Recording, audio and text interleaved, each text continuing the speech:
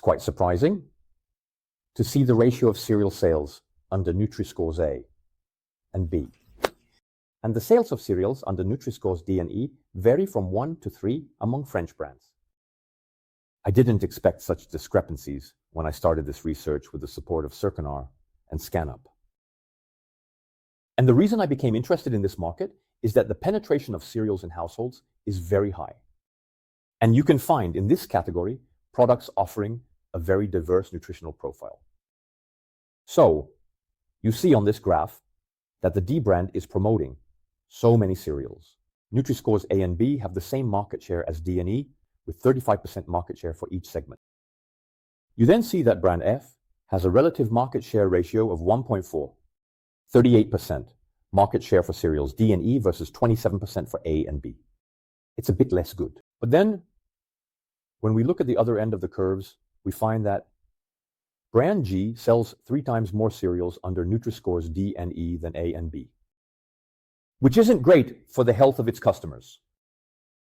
So, now, the real question for us is whether this dispersion can be linked to the offerings. So we conducted a correlation analysis between the share of offerings you have here on the x-axis and the market shares you find on the y-axis. And at first I looked at the cereals, which wouldn't be A and B. And with an R2 of 0.60, we have the answer. There is a strong correlation between these two variables. If we now look at the same thing for cereals with NUTRISCORES D and E, we see that the slope is a bit flatter. The correlation between the share of offerings and market share is therefore weaker, as R2 is only equal to 0.40. So if I go back to my relative shares of products under NUTRISCORES AB versus DE logically, we observe a strong dispersion between the strategies of the retailers.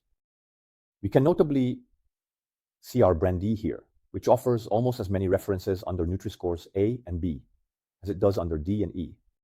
And all the way to the right, our brand G offers almost 3 times more products under NUTRISCORES D and E than A and B.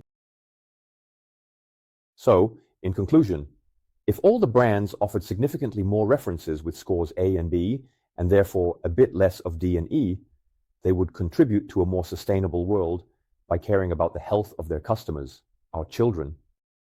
And I don't think that the overall profit margin of the category would be affected, since some brands are already committed to this path. And above all, I think it would be better for their business, because they would anticipate what is soon going to happen to me with certainty, namely 1, the increase in taxes on products that are too sugary, too fatty, or too salty. You know that the Court of Auditors, some politicians, and several public health bodies are working in this direction. And we also observe what is happening, for example, in Romania, where 2 of our retailers are present since the VAT on overly sugary products increased by 10 points a few months ago. Secondly, the growing pressure from customers, consumer associations, and NGOs for these brands to prescribe through their offering strategy a diet that is more respectful of the health of customers. And then, thirdly, the pressure from financial markets. This is what happened a few years ago at Tesco in 2021, when a group of activist shareholders managed, at the General Assembly, to raise the target for sales of healthy products from 58% to 65% by 2025 to help combat obesity in the UK. There you go. I hope you learned something, that it will make you think, or that it will motivate you. In any case, this analysis is the first part of our saga on the power of brands, on the power of offerings for a more sustainable world.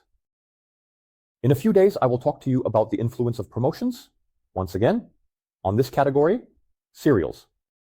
So, see you soon.